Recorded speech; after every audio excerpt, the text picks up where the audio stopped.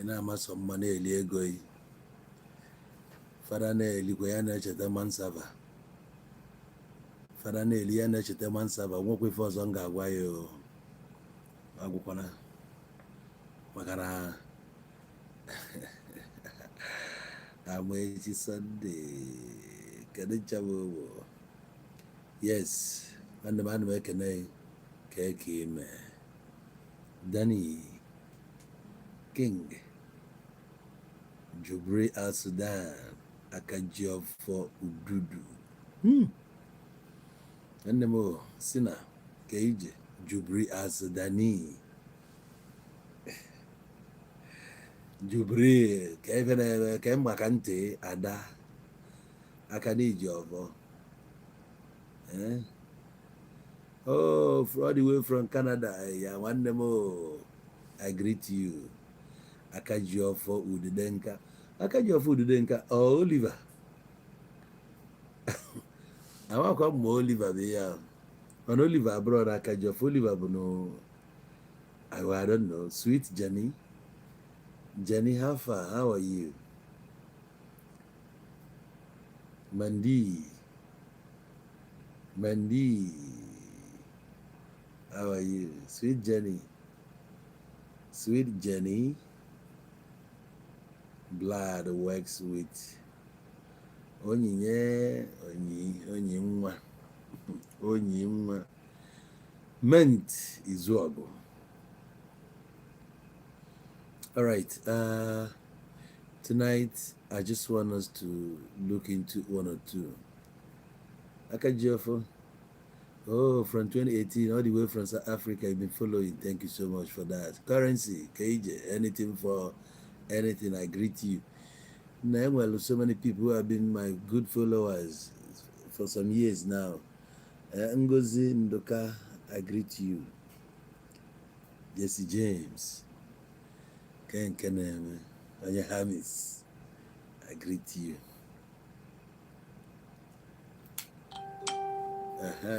Anamigo, Lifestyle, Odyssey, Ekeneng, which Victor is worldwide. Is worldwide. Amamo is unke meeting asaba. Adanna anazodo. Adanna anazodo. And the question. Adanna Lucy Rich Okaboyama. Ka Adanna anazodo. Yeah. Okay. Stanley. Currency. Onyego. Currency. Onyego. Jenny Okay. Sylvester Okoye. Chukwudi Okafo. Now people abrile.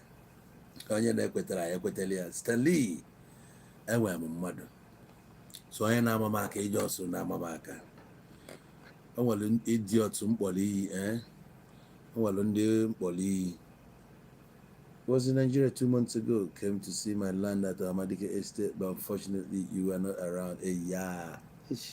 So sorry about that.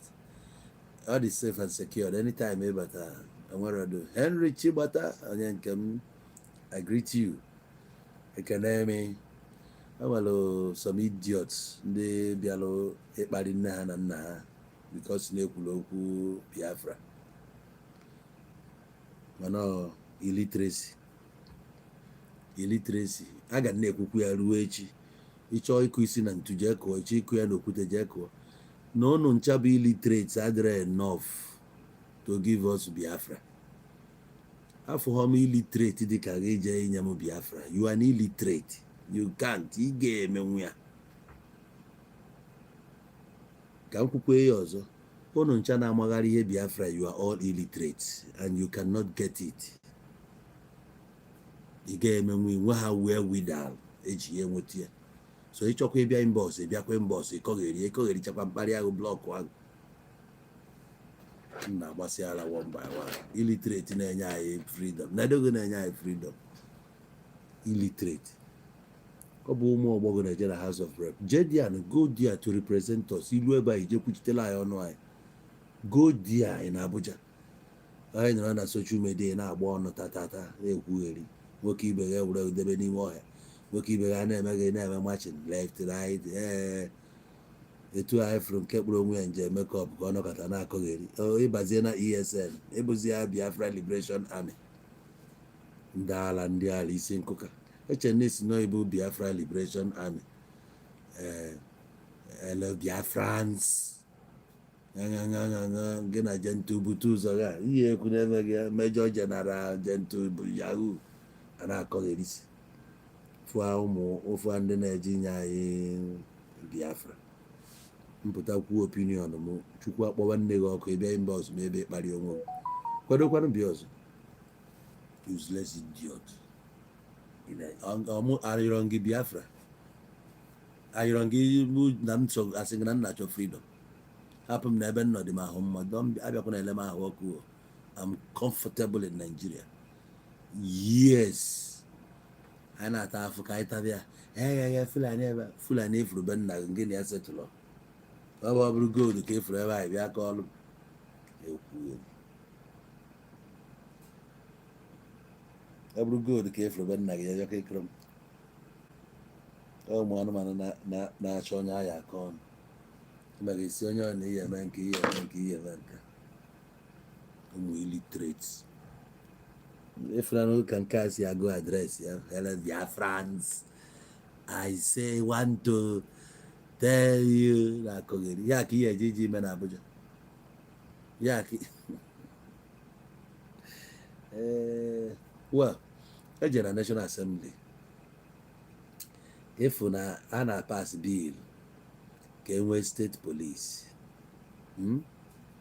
steeti polisi a ka nsi afịa ọ ga-ama mma ị na-ewe nwekwa ka o esi ama na-efeve anyị ekwefu dị steeti polisi a na-ekwu okwu ya na ọ ga-ama mma anyị na-ewe ịgbakọ the advantage and the disadvantage ka nsi afịa enwe steeti polisi na ọ ga-abụzi dat na a ga-enwezinu inspectors nye inspector nke bụzi inspector general nọ na Abuja and ọnwa adịzi like that nke a ọnụ nwa ga na-afọndụzi the police which means na police gọvanọ ga na-eyuzi police ka o si dị ya mma wee na-eme ndị mmadụ intimidate and mgbe a ka ị ga-afụ rich people ka a ga-esi wee na-eyuzu police ka ya si n'ọgịn aka na-eme nnesikwa ife anya somehow but ka a na-eje onwego countries na practice ya I hope na ọ ga-efeva anyị in a way. So in the National Assembly a nọ na pass the thing today even na emere ya manually a na-atụ n'aka enu ka agụ ọnụ and ndị nọ in favor of state police karịa ndị nke ọzọ. So ọ bụkwa another achievement of Tinubu, ọ dịkwa mma onwe ihe o mere achieve dị mma ekwuo na nke o mere achieve dị mma, you know some certain things Tinubu set out ka o mee bụ na enekwa ya anya ị na-ewe like mgbe o mere ife local government autonomy I hope anyị chedo na the thing ga-aga n'iru mana abịa the thing na-adị on hold which na ọ bụrụ na ihe ọ gara ọ ka ama mma mana nke anụnwa steeti governors na-eje go the whole assembly members gokọrọ ha na-achọ ka ọ bụrụ one party system ka a na-akụ like ihe a na-eme na Anambra steeti igokọrọ onye ọbụla ịchọkọ onye ọbụla apụga ka i wee nwee ike wee na influence ihe ọ na-eche ebe but ọ dịgo ka ọ ga-adị. So now when you look at Nigeria, etu nsi afụ Nigeria na ka mmechie na anya m mmechi n'aka anya m etu nsi afụ Nigeria next year afụ Nigeria next year as na ọ ga-adịkwa tough next year ga-akpọjakwa akpọja ka nsi afịa ka abụkwa de mgbakụja ije ololo ije de mgbakụja ije Nigeria ga-akpọ ọ ga-akpọja akpọja iyo ololo ọ ga-akpọja akpọja iyo ololo iyo onye ọbụla ga-akwadokwa ọfụma ma mmụ ma mmadụ ọ ga-akpọ mkpọrịkọ ihe Tinubu ga-eme anyị ma ọnwa winu ihe ya na-ego gas mgbe a bụ 5,000 fuel a liter of fuel 2,000 ọ bụ na ihe gị nakpuo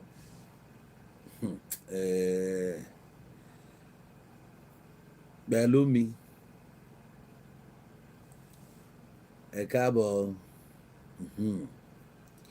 ị ga-ego fuel 2000 mgbe ahụ gas ga-abụ 4000 na watch ife ga-eme ife anyị na-agba fuel kịta bụ 1290 something naira ebutunatana ya ife mgba this evening 1290 something yeah. Oh yeah, I'm sure of what I'm saying. 1290 something. But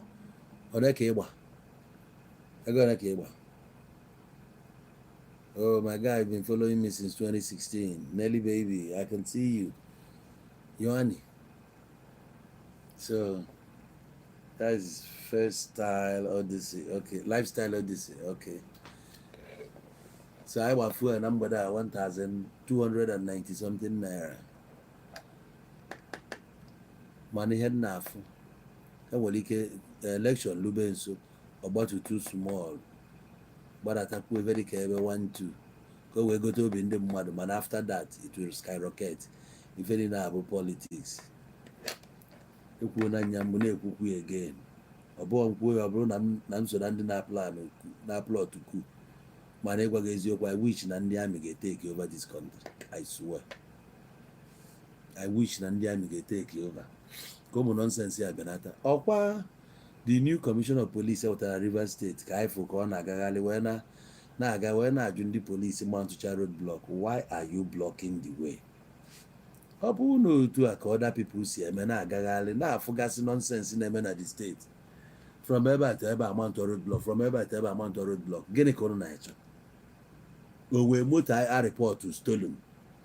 Before an amount road block, okay, worry something. Obuna na report to Nezulori, motor you na nature. Okay, I can't go down everywhere. Obo eje mu ma tu choose on na motor nke be my ako na ki we na tego. You see? Ke kunie na agagari. Etu asoludo si we kunie obasi a we gaba. We bia na office nwa na secretariat bia be me if I abo all governor. But all the common governor get those places. But then was the commissioners now for those things. Galo that one. Commissioners go from local government to local government to check and see what is happening. Meanwhile, in those local governments, or all commissioners and then supervisors. Supervisor for education, supervisor for health, supervisor for card and note here. Man, I had answered incapacitated. So even in Abian office of the governor. So governor, I mean Yaga. Yaga Yamelum, Yaga Oi. Ị ga-aga Anịọcha, ị ga-abịa Ọnịcha South and North, ị ga-eje Ọgbaru, ị ga-eje Ekwusigo bie ala, jebe otu a ka isi na-agbagharị no ọnya ka eji eke ọlụ eke. Ife mebiri emebi na this our place is too much. Ife mebiri emebi. As for me, from Nigeria, I really don't care much about Nigeria. But my emphasis now and Melekalia more on Southeast. How Southeast can develop on their own without even the assistance of federal government. Really. Because upon I focus on the federal government, you check if that the senators I want. How many senators guy name? Or three. Three senators. Ndị si na House of Rep one na-eje dia. Kedu impact of these people? If na ife niile bụ on governor. Onwe anyị ga-ajụ kedu ife o megolo ajụ nwe oye ụbọchị a ka okwuke n'ife o mepụtagolo as senator. Onwe ezigbo ihe ọ kọrọ o nwere ụzọ nwa ọsị ụzọ mere nke a ajụgidere ya ka o kwuo nwee any tangible thing ọ kọrọ nọ ihe abụ ya mere ya jikwa wee na school nwa ya jikwa wee na-enye scholarship over 200 people enye scholarship anya ọmakwa ndị a kedu ihe imere attract into the state ọnụ na ya attract tawu investors ụnụ ama attract tawu investors.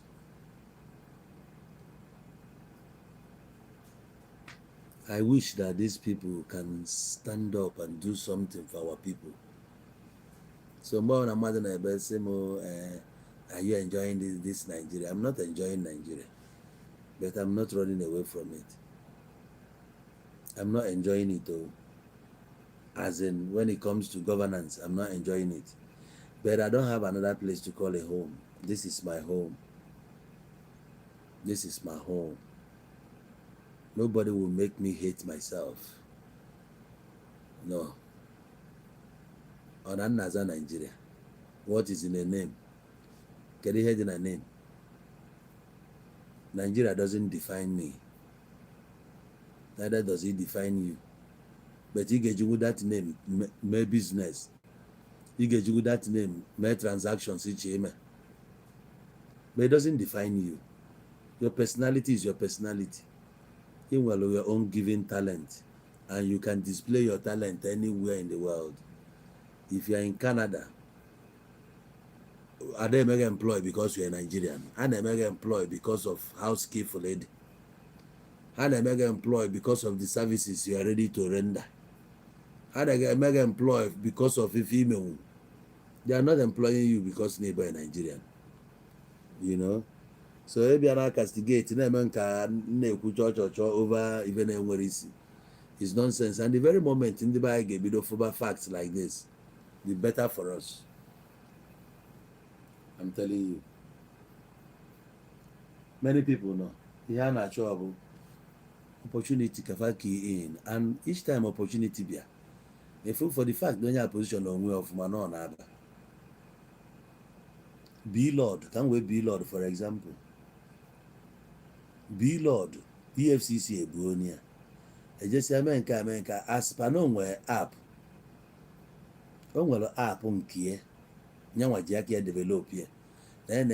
Efu na onye a bụ si n'ihe a na-agbala ego, ị ga-ajụ onwe ọ na ọ bụrụ onye Naijiria ka ọ na ọ bụrụ onye Igbo.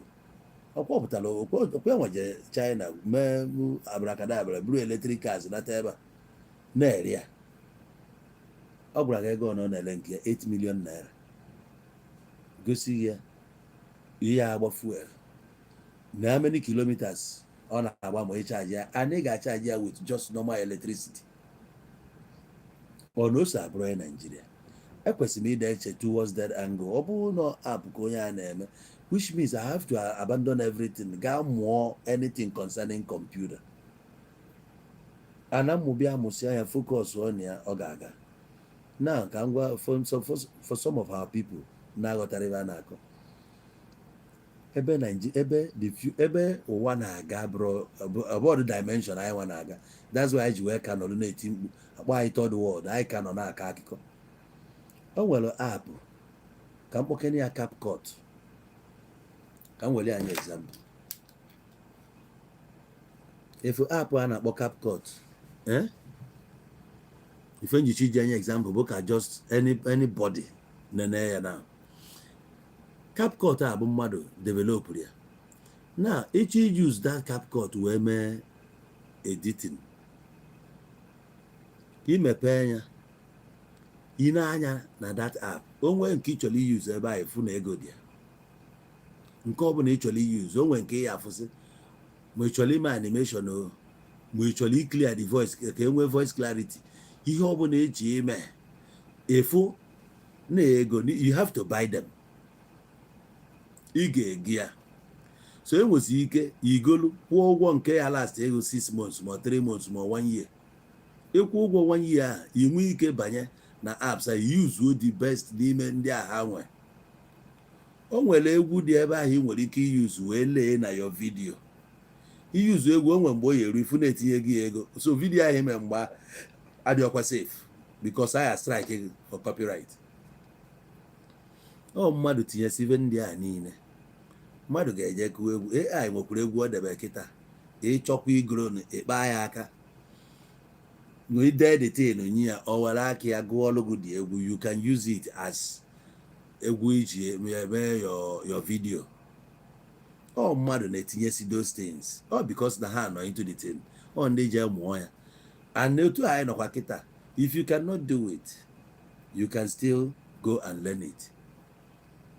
Or if I get na in the next 10 years, in the next 5 years, na ị ga-enwe financial freedom. No mmadụ na plan freedom ya. You plan it. You don't struggle for freedom. you don't struggle, you must plan it and work for it. Ọ bụ ihe a na-anụrụ ọgụ. Ajụrụ m ajụjụ one day, what kind of freedom are we looking for? Ka ọ bụ ịda akọ nnọọ freedom ke freedom nke ị chọ. Ije n'ụlọ ụka na-agwa freedom from satanic bondage. When ka sị freedom from Asmodi spirit, freedom from ancestral, kedu nke freedom nke ị na-achọ? Nke mụnwa nidere bụ financial freedom. Enwe economic freedom. Kedu nke anyị na-achọ? Which one do you want?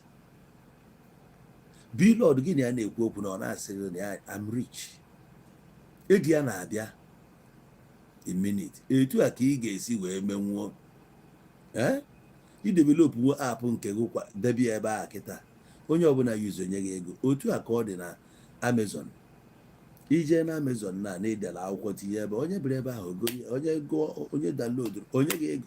Ndị na-akụ egwu kịta ọkwa ya na afịọsị gị jee na ihe na Apple Music, Spotify, this, that. Ha tinyesịrị ebe ahụ. So if we shift to go from mgbe a na-eme marketed and distributed nationwide by OJ Collins ma ndị otu ya Amaco Investment Limited, number 51 Iweka Road, 103 Pan Road, Aba, Binkwejo Lane, Idumota, Lagos, Nanja Ziki, grab your copy now, gwa. Ụmụozi onye na-akụ ụdịrị anyị ka soft work. You take they are taking our jobs. They are taking Ode ya adịghịzị ihe niile na n'ịntanetị. Anyị nọ na Nigeria ebe a a na-akwụzi anyị ụgwọ with dollars. America na-akwụ anyị ụgwọ. Agwa Nigerian government that week na anyị nwere ike ide earn direct. Ha ga-ekwe ya ka ji werekwa anya ụfụ ha tinyekwa na any dollar ọbụla ị na-earn ka ị na-akwụ ha tax. Amami na ghọta na any dollar ọbụla ị earn ka ị kwụọ ha tax. Ọ dị easy to earn. Now kedu ife anyị mee wee na-earn? Or need smart when people were not even aware na ego dị ya. Ndị mmadụ eje na-agbala ego na YouTube. Ndị nke ọzọ anọrụ na-eme marketed and distributed nationwide. Na 51 Iweka Road, Onitsha. Mmadụ na-eti ndị ọcha nọrọ na YouTube na-agbala ego since how many years? Na-agbala ego na YouTube. Anyị anọrọ ebe a na-akọgheri. Mgbe anyị ji discover ego na-akụchiri na akaụntụ. You know, Facebook ebido kwụba ụgwọ. Many people know here didn't know about it. Just like mgbe WhatsApp pụtara, ndị nọ n'ụlọ ebe ama ihe bụ WhatsApp. A na-use ihe na-aga. Ọfụ ka ha ma ihe bụ WhatsApp. All from 2015 or 16 na thereabout ka ha bịa mobile there. Even mgbe a na-ekwu okwu VPN, many people don't know what is VPN ebe a. O nwere many things ị ga na-use that side ndị na-ebe a mara ya. Mana chi na-efo a na-amata ya small ka ị wee ghọta how far ndị anụnwa na ahead of us. Kpata nji asị gị na ifugokwu ka ọnụ n'aka anya anụrụ ọgụ one day ọ ga-abụ a thing of the past. That's why mgbe a na-emesị gbaa Bible ọkụ efuru ka na-eme nkọgịrị ama nne onwe mgbe o ya eruo onwe onye ga-agwa gị because the way ụwa si aga kịta, the dimension ọ na-aga ndị ọcha gasịa after many years ha ji ga we get there. Nigeria na-emove kwa kama na ọ na the pace dị very slow. Ị na-ebe na-agwa gị ọ dị very slow. Today na-enwezi ndị bụ na their job bụ cleaning, not cleaning work ha na-alụ only. Ije na Senegal enwere ebe ị ga-apụta efu ha ụmụ nwaanyị anọrọsịa di ya ime idie clean na ịbịa di ya ipikiri etu abụ na ijegide pụta na Onitsha den ịpụta na Old Cemetery na Onitsha efu ndị mesin ndị na-eje alụ ọrụ mesin ma ndị ga-eme isi simenti ma ndị ga-akpụ blọk ma ndị ha na-anọ ebe a if you come you pick Onitsha. Otu a ka ọ dị ịbatakwa Nigeria na ọ dị ya ichekekwa efu na-enwe na private chef na be anyị ebe a nye onye bụ na ọbịa ọ na-esi nri ọ na-ala gị onye bụ private chef onwe ya na ọdaten bụ private chef ọ abịakwa Naijiria ịma wee ha na-anọkọta bụ ofu ihe abakwa afa ndị ọzọ kpọrọ nke ha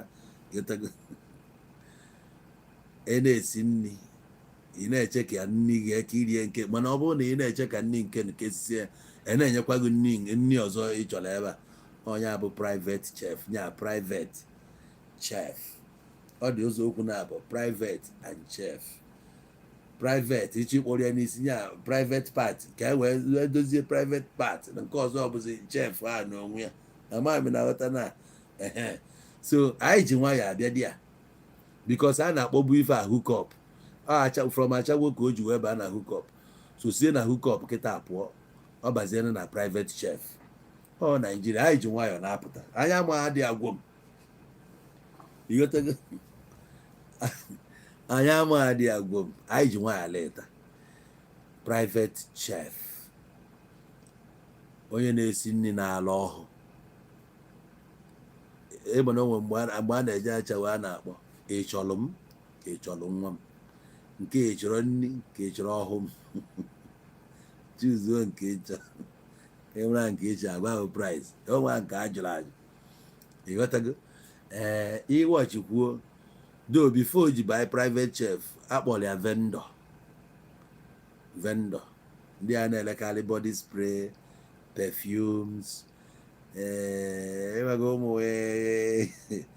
a na-alakikarị iji delivia esibịa deliver alaghị ya na họteelụ nke a narị aka amanarị a ga-abịa deliver alaghị ya na họteelụ ọ bụrụ na ọ na ya adịghị oso nwa nke ekwuru ajụrụ ajụ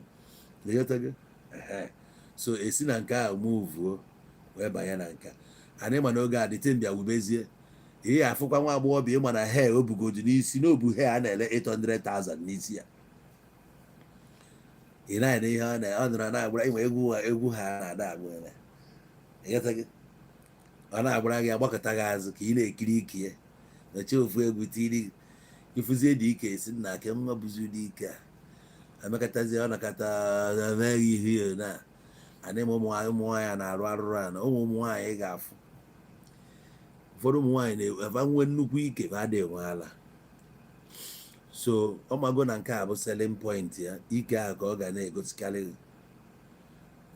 makwanụ ọ naghị eyi ụmụ ife dị aṅa ya na-egosi ọ bụrụ na o nwee ezigbo lap na lap a ka ọ ga-efokọs mgbe ọbụla ọ na-egosi gị nke a ma nke a bụghị n'ihu onye egosi gị ọ bụkwa nọọ nke iru ighotego mana azụ adịghị ya eyi ekirikata ala agba ala ga-agbakpọ ha anya mana ọ na ị na-enezi anya gịnị ka ọ na-ele body spray si na-ele body spray ọ na-ele perfume ọ na-ele oyi perfume ọ na-ele isi ịchọkwa he emeelụ gị na ihe a ka ọ na-ele i wee na-ajụ onwe ihe a ka onye a ji ego he anụnwa upe ị na-agba nwa apa ọ dịkwa na movie industry ndị gbara achawo makpuo n'ime ebe a agha ụkwara ndị mma na Asaba ifewa sain bụ ị na-agbara akwụna mana ịchọọ fim emeghị fim ịchọọ ka a laa gị ọtụ abịala gị ọtụ otu ọ na-esi chi ya alịlị egbuo m ebee ka anyị gaga ebee ka anyị na-aga well Naija no go carry last ma ebe ihe ọjọọ dị ma ebe ihe ọma dị anyị ji nwayọ na-aga nwa obele so you as an individual you must know what you want ọ bụrụ you follow the crowd na-echase cloud emebe mkpọtụ isoro mee na Naijiria nụwa na ọgwụbeghị ike nyanya obodo enwe ike ịgwụ m ike obodo a na-atọ gwogwo o nwere ndị full opportunity ikwuru okwu asịmuchi dị ga-eji nwayọ kreti elu onwe ya ọ na-agbachara nwa nwaanyị ya akwụna ya na-emekwa nke na ọnwa nke ọ na-aha eme ọ gwara ntị ya na ọ ga-eme travel o meela onwe ya travel o ruo na kọntentị o meelụghị kọntentị o ruo n'iru ike nwa ọchọ ịrụ ọrụ ka afa nke ọzọ ọkpịa dị ka ọkpama ka mafia ka a na-eje abọstụ balun ama mma ọnụ ka a na-eje akọ ebe a ihe ọbụla ewetara ndị be anyị eje ndị ọcha jikwa nwa ya eme nke anyị fụ gentleman ma nke anyị bụ anyị akọba ọnụ so that girl o create kwelu nke were nwaanyị na-agbalị ife ọmụ ya ofu ife mmaala amaala ọbụla the door to success nobody can create it for you. You must be the one to create it yourself. Achọpụtara na when people create this door for us, anyị ada aghọtacha afụfụ atala i create that door. Ọ na-aka mma ọkwa nke asị don't give me fish, teach me how to. Ụfọdụ sef after teaching them ha ka nwekwa the fear ịpụtazi practice that thing. But that's the only way ị ga-eji wee make wee gain financial freedom na Nigeria ya. Nigeria bụ a country bụ that na it can make you a millionaire overnight. Nigeria in n'anya because of the size of the country.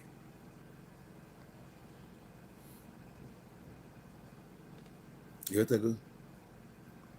go to the country ha. If obere nwata pụta just mee one or two things, I like kwara anya o blow na bụ no blow. Na Jarvis adịghị emezikwuzi ọ rapụ na ọkwa ka ebe ọ na-emezi mgbe ni ọ na-eme robot. Jarvis ahụ emezi ya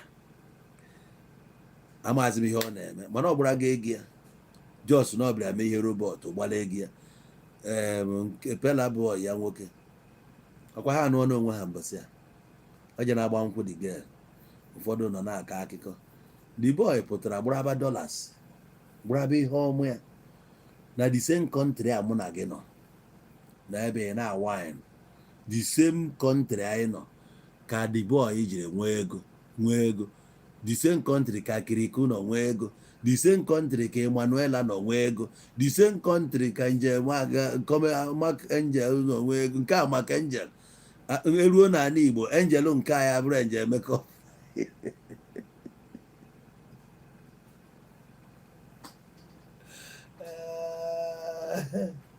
no ka ị na-awọchi ya na-agba nke a bụ Mark Angel ọ gbala ego ya online nọrọ ọfụma masị illiterate onye nke a bụ ọ na-akpụrụ n'ime ọhịa je nọrọ n'ime ọhịa na-eme hello Biafrans ị na-protect Biafra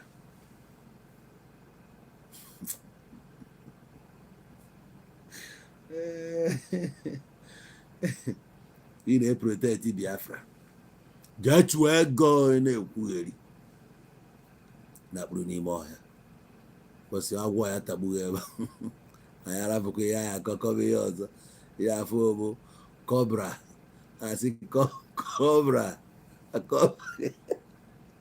cobra kill one notorious Biafran commander anyị anụrụ ọka na-eme unu anụrụsi ebe a ụmụnne unu anakpu n'ime ọhịa unu afọ ihe unu ya gwa ha agbachite nkịtị the same Nigeria anyị nọ ọkwa Alex Kubo nwụrụ ụbọchị a ọ kpatara ego the same Nigeria ka anyị nọ oge no popularity ọ bụ ego nne ya anụ na papa ya ji ego ka nsi wee nụ mana ọ bụ ego nne ya ka o ji wee kwụrụ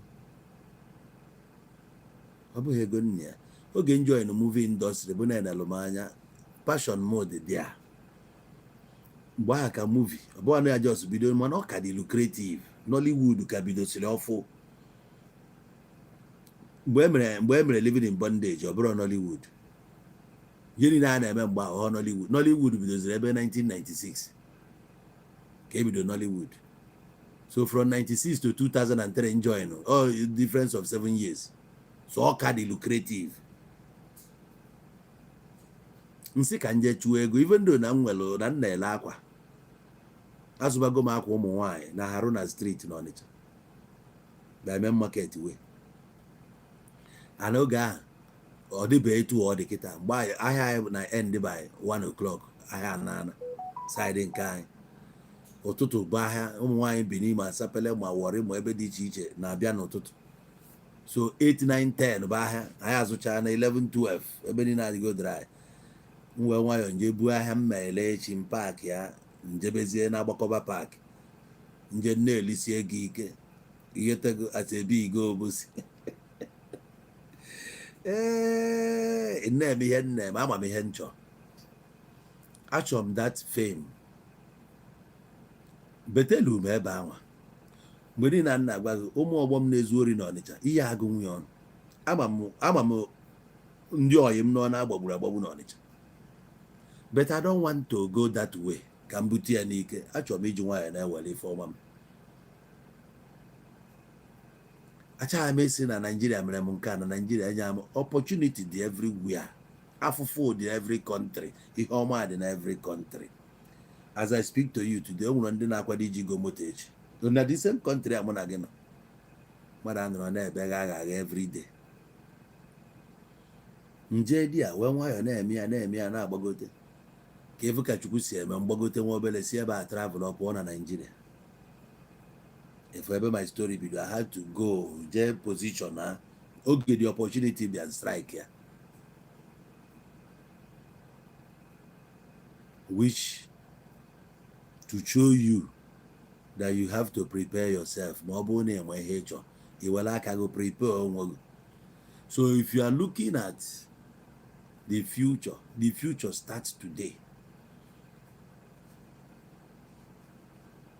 Ọkwa etu isi kwado theater ka ọ ga-eji expel to the future. Enwekwa anything, there is no tomorrow without today. Today determines what tomorrow becomes. Mana echelezi echi ka opportunity a da agwụ ọbịa you no go value am, you no go even know say nekwa ka o si dị. Because o nwere ihe a ga na-enye gị like this na ịma the value. Ịmara the value, you no go take am.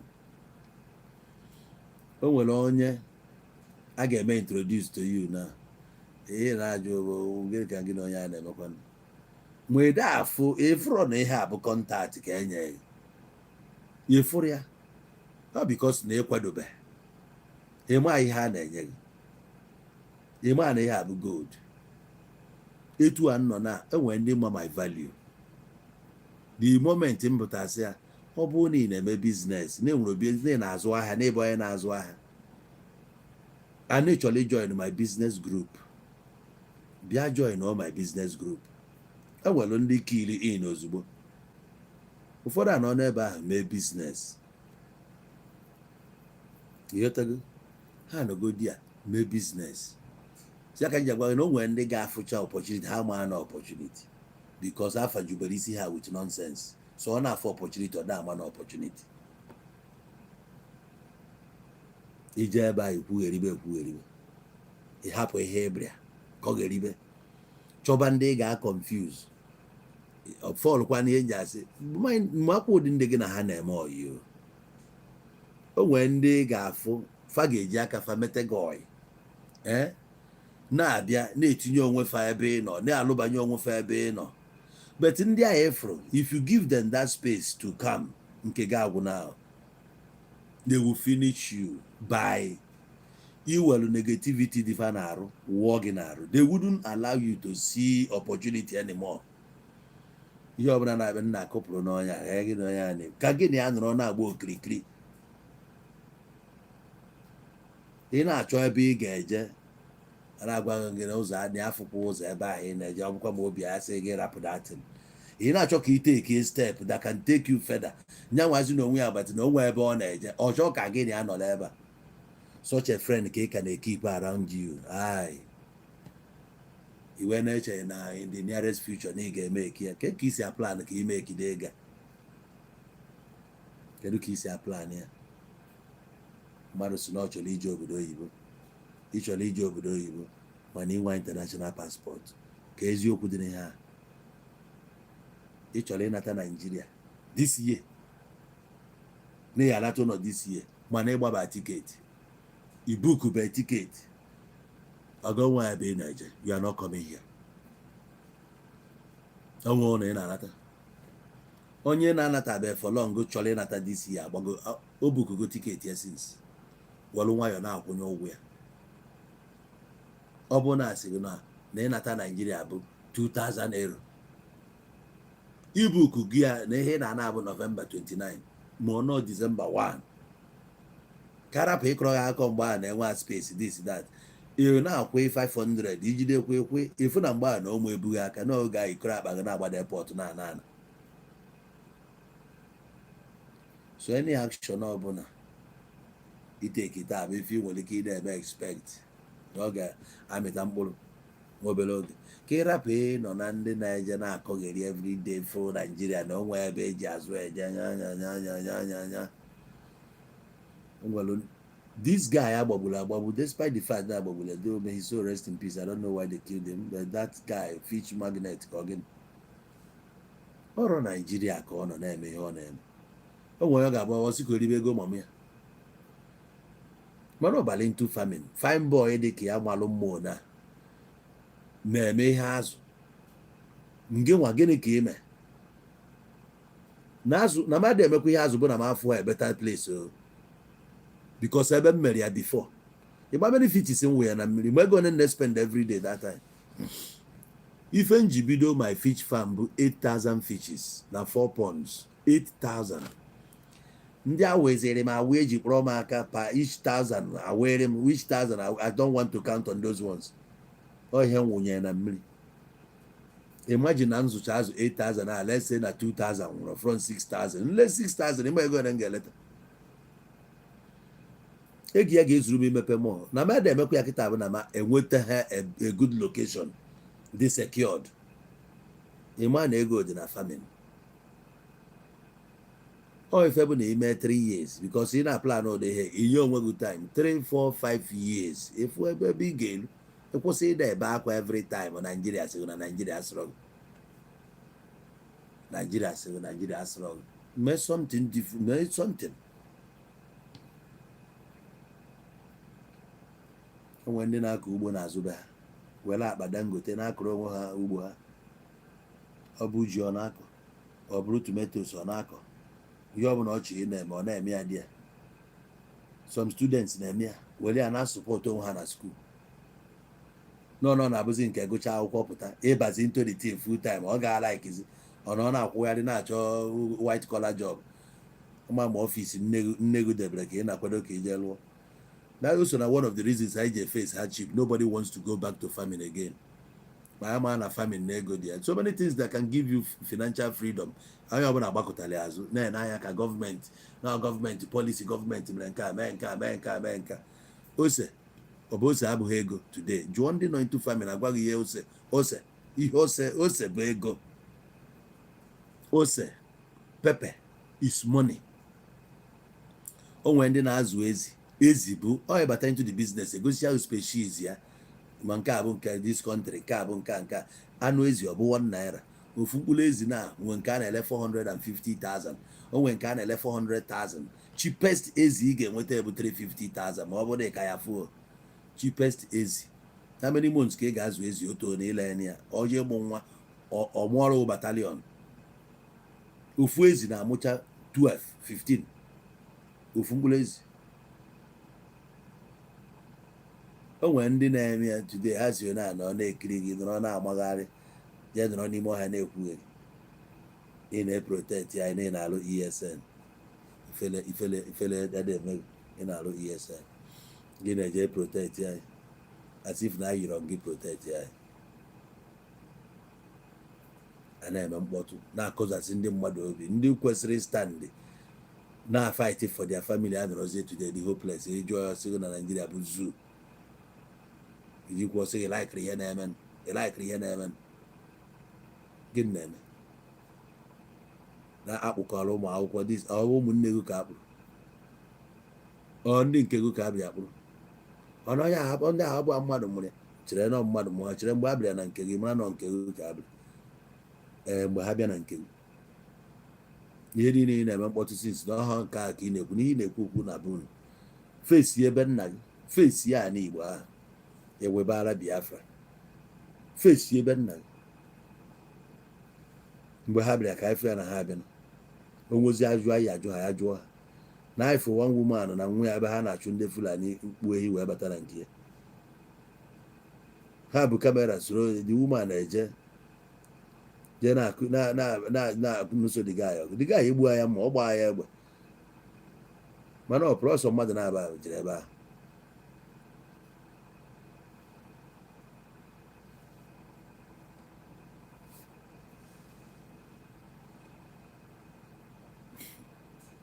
isi nkụkọ abịara wee si stop deceiving people bro. onye na-edeceive ndị mmadụ deceive bụ nga eji ya na fam bụ ideceive mmadụ ka ọ gị nka mmanụ ya bụ deceive na ije na fam bụ ideceive mmadụ ka ọ na onye na-eme famin adịghị eriju afọ maka na ama na ndị nna anyị fa bụ famin ka fa ji wee zụọ anyị. ọ bụrụ today ị nwere opportunity ime ka ego online mgbe a nụrụ ọgụ Biafra o nwere ego i nyere ha mana ha survive. ọ bụrụ na ndị nna anyị ha nọ na-eme mkpọtụ ị na-eme iji wenye ha 20 pounds ije na ha karị ịgbagote. They were not making noise, they were focused, they were fighting. fa gbara onye ọbụla nkịtị banye n'ugbo. who are you complaining to? Today enyegidere opportunity nyekwu ogo na ị ga-ejinwu cell phone iji n'aka na-akpata ego. ọ dị same cell phone ka maka nje eji kpaa ego, the same cell phone ka Jarvis na onye nke a ji kpaa ego. a na-akwụghị ụgwọ na dọla. the same cell phone ị gotara iji n'aka, as long as ọ bụ internet enabled phone, you can make your money out of it. ka ihe ime design nke ọ bụla ị na-design ya ebe the world is watching, people will see it and buy. ọ bụrụ na ọsọ ọjị ka ị na-ele na nwa na-agba ya n'ọkụ constantly, ife anya na-ajụ bụ can you ship it, can you send it, ị ga-emenwu nke si yes. ilebịa ije na Lagos kịta many people na-ele ọkịrịka bụ na be ha ka ha nọzi na market ọkịrịka. ọ gba ya n'ọkụ ifi ọ na-ele ahịa na-eme onye sendi ego si ya na ihe nwetana ya o mee ife adafia ti ya for way bill. yes, ha nwere dispatch riders ndị na-anyara ha moto na-anyara ha ihe ha bịa di ya. you don't need to go to the main market si na-eje kwụ ụgwọ chọp 1 million naira ị na-eje kwụ ụgwọ chọp 800,000. you can market it online. njekwa na chọp m kịta ife nnidi bụ nseresikwa asọm akwa dị ebe a na shoe dị ebe a nseresi ya postkwa ya online ịfụkwa ndị ya sị na fa laikiri ya nlesi ya onlebia ya ogoro all because of this phone. so ọ bụrụ na nle akwa ise in a week, onwe a na-akwa ise a na make again 50,000 na akwa ise a amami na ghọtana save cost. so anjezi nje dọ na ebe na-apịacha ngwa ahịa na-egbu ijiji na-asị ọgakọ ncheki ya na-eche mgbe onye nwa ji bịa mana akwere nya n'ọkụ ebe a lee anya ihe ọma na-apụta ị na-eteki advantage of stop deceiving people. with mkpọmkpọ brain Nnamdi Kanu bụ iri unu ji wee na-ezuzugharị ebe ọ bụla ekwudoro okwute ya na Biafra. unu ada afụ progress. ihe unu na-afụ ebe bụ doom, children of doom. ụmụazị children of illusion. ihe mere unu na that IPOB na ihe Biafra unu ada afụ ihe ọma, unu ada afụ opportunity. ihe ọma mere anyị na Nigeria, ihe ọma, the most beautiful thing that happened to us bụ na enyere anyị cell phone na GSM. yes, life anyị dị very very slow when we were growing up because they nwe internet. oge enwezi cyber cafe, oge a mgbe a ka anyị na-ejezi na ije igro time iwee banye na kọmputa eke banye na kọmputa wee jee na ka ezibe anyị na-use dum mgbe a ka ebe a na-akpụ ya o nwere chat site nwaanyị na-eje nwa mgbe a nwa ije ebe anyị onwe onye nọ online efere chat ya esi ebe a na communicate before you know it 50 naira ekwuru agwụna ekwukwakwa ọzọ ka gị na nwa wee complete chat unu ifinish esi ebe a pụọ ịnaba Yahoo Messenger. thank you na Yahoo Messenger ijide ha na adreesị onye a eruo mgbe ahụ enwere ike kpọọ ya si ya bata ma ọ bụ na o ji ego ịbata bụkwa na Biafra online chap. oge a ka anyị mgbe a ka anọkọta enwe Java phone. chetanụ the days mgbe foonu Nokia bụ na ije ife ọ bụ GPRS etu a ka o jegide ruo n'isi ebe ọbịa na onye si na agba inwe oria ndidi ị ga-enwe ezigbo ndidi ọ na-eme ona ọ gbaruo n'isi ọ gbaruo ona etu a ka o esi jegide o wee loadute iwe type or send ya o wee bido kwa megide na oge o ji deliver iwe ndidi wee na-eche nke life adị very slow. Mmadụ na-eme ya na-akpọ Yahoo Messenger mgba. How many people na-ejenwu ya ịhapụ na-eme ọgakọ ncheki ya ijebe na cyber cafe ifu na ịkpata ego fiala ahụ mgba. Life dị so hard. Mgbe ị ma na igote sim card bụ 50,000 naira, onye nyere 50,000 as at 2002 2001? Onye nyere 50,000 iji eje ego sim card? Gbaa bụzi onwe ofu onye nwere nọmba, more than 100 people ga-eji nọmba a na-eke onye ọbụla kpọọ m akpọzi onye a do na-achọ nka m kwuolu Ken si ngwa kpochigha na anọ m nso. Wee jezie mgbe ebe Ken nọ wee si Ken na enwe ya kpọrọ gị na fon wee kaza kọl. Esoro ngote fon mgbe a na-ebugharị fon n'akpa, enweghị m sim card n'ime ya. Wee bụ na nke tọrọ m na o nwere onye nyere ya sim card as gift mgbe a, ma nwanne nwoke ahụ adịghị use fon ka m metikere ya si anya m sim card nye ọga m anya eyuz n'ọmụwa nakata nwanne zi abụ anya gara ndị sim card ka nna nwanne echi ọsị nje were ntụ na mmụ nje wee dị sim card na fon bịazie na uko taa Motorola ka m na-eyuzu mgbe a na-apịaghị ya apịaghị na iwuri ya agụ iyo ihe gaghị na-ekwu okwu mgbe na-aba ka onye ọbụla so ọ bụrụ na ilu na junction ilu edi a ị na-anụ ife na-ekwu nwoke. Ọ bụrụ na ilu edi a ị ga-afụ that man nọ n'ebe onye abụkị na-emesu ya that place ịnọla ebe a just chalụ in the next 10 minutes ibe na ha wee ibe niile abụ ka onye ọbụla afọ na aza kọl asị ebe gị mkpọmkpọ life ewee megidezie megide fon ababa onye ọbụla aka. Mgbe a enwe nke a na-akpọ R220 Samsung enwe nwa aja ya ọkụ ya na-eme ona abalị ịgba ihe blue light ọ na-eme ona yi na-eko ya bịa kụọ 3310 hands down. Mmadụ ewere 3310 flogodo ovu oyi nwaanyị mgbe ahụ folie oyi nwaanyị na-adala onye asị na dịbo eburu fon ya tụ babazie ya dịga na-ebugharịzi fon nna akọla onwe m like play dịga ebe anyị moto si ebe a jebe holidays na nke Diboy na Lagos. Alịlị ya na-egbu m nkwuru okwu agbagotekwa Lagos jekwa na nke dịga anyị fụkwa dadị nwa bịakwara holidays si nna maka fon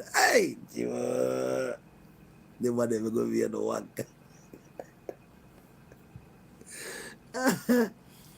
na gịnị mezi las emesi onye ọbụla enwetabezie fon ahụ megidezi wee ruo to the stage ọ nọ today na many people jizi fon wee na-akpata ihe ha na-eri. Now some people enweghị ike isinwu na fon akpata because they couldn't grab reality. The life dey faster than there. Even as I speak to you now, o nwere so many ways ndị mmadụ ji enweta ego mụa na amarodo here now because life a na-eme mgbago. Ọ bụrụ na ị kachi nwa up ihe nwezi ike ime ebe ichere ndị na-abịa abịa ọma ndị na-echere they cannot wait for you. They are moving just like ndị ọcha. They are moving. Apụtara na Shoprite today, one guy were CD ya na-enye m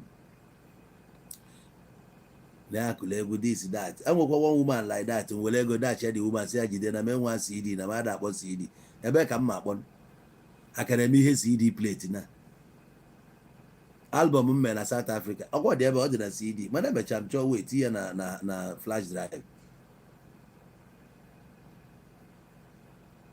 Etu a ka ọ dị mgbe ahụ mmadụ asị go to our website. If ndị na-ekreti website onye asị na ka ekreti elu website o nwere ndị bụ na-anụ website ha na-aghọtachi ihe a na-ekwu. Ofugodu na signboard ka ede www.com ọghọta ihe dị ihe ahụ ọma ihe ọ na-afụ ya as a very big deal. You don't know anything there ọma ihe a na-akọ. O nwere mgbe eji 150,000 100,000 50,000 na-emepere mmadụ webụsaịtị. Ndị a na-emepe webụsaịtị a ga-agbabasị ka emepela webụsaịtị, ọkwa ebe a ka ha si eri, ha si through that thing bubacha ezigbo ego mgbe a ka o kretiela webụsaịtị, o kretie bubachala one or two things na ndị otie wee ma na ebe ahụ bụ hub, ebe ị ga-aba mara ife this company na-eme, ife onye a na-eme this that.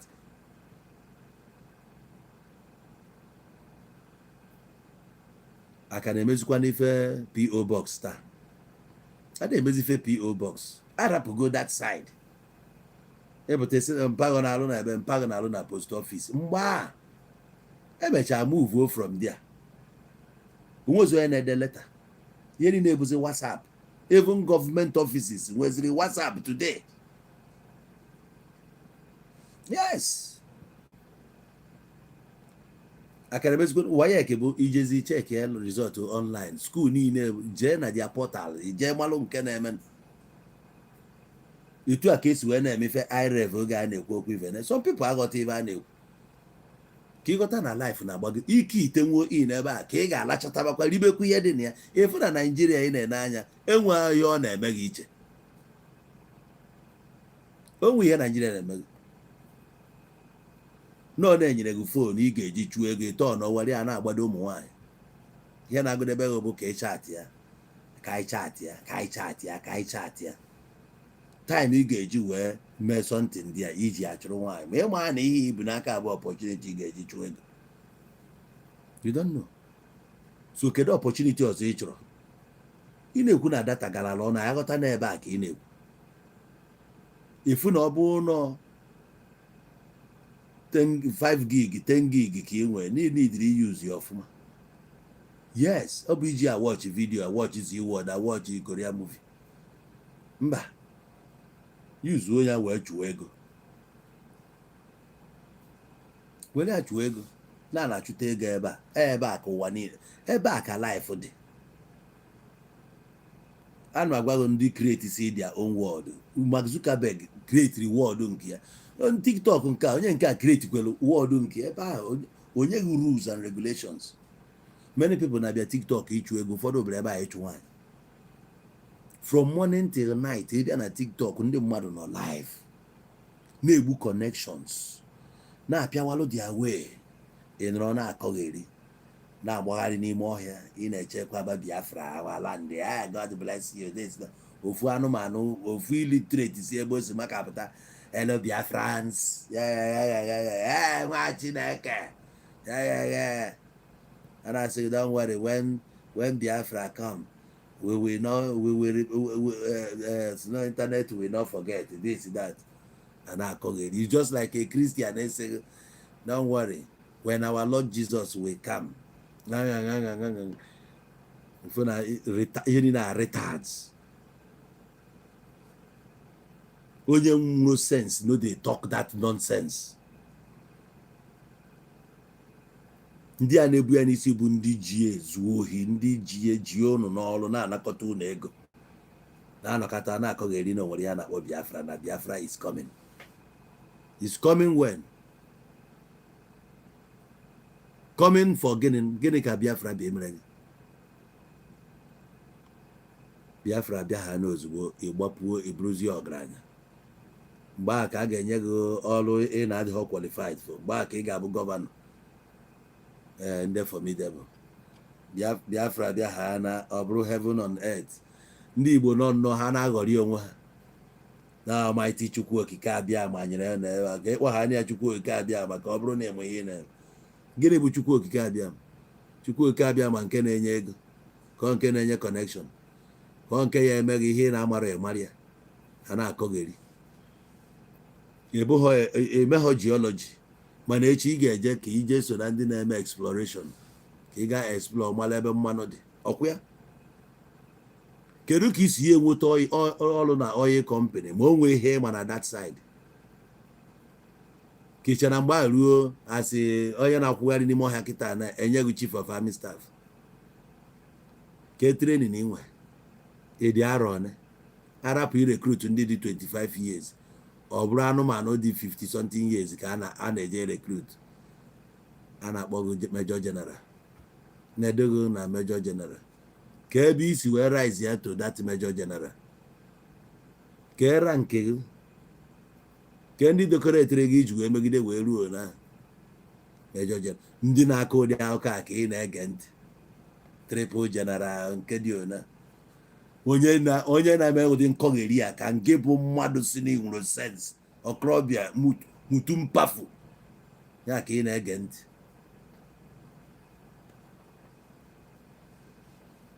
Buhari ha na ndị otu ya eju ese nke asị gị na ọ gụrụ akwụkwọ na Sandhurst. Ojukwu nwere ebe ọ gụrụ before nata ebe wee bụrụ kọnel.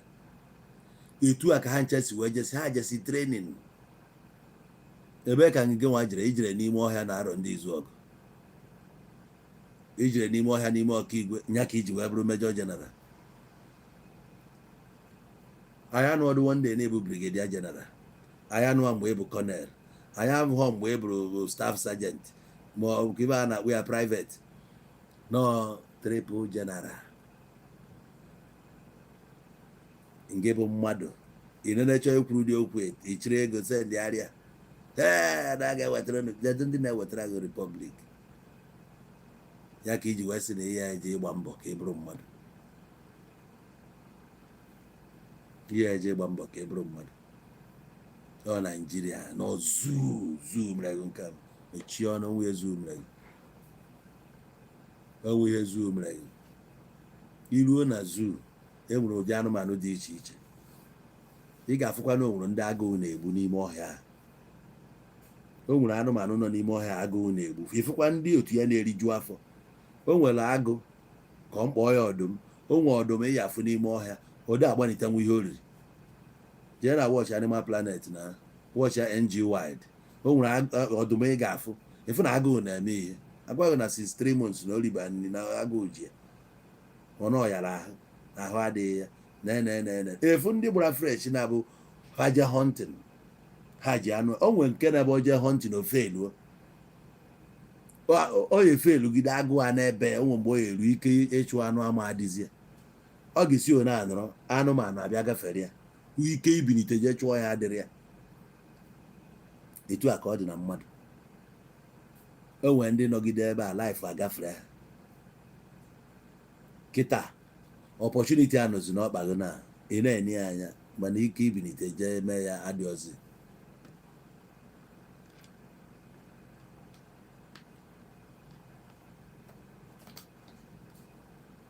Sorry.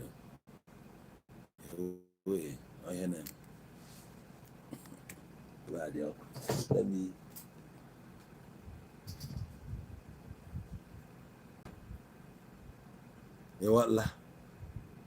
What la? Okay, can I question Madujo? Oh no, is IPOB terrorist group? I'm when I be any federal government you grew about them. Yet ago.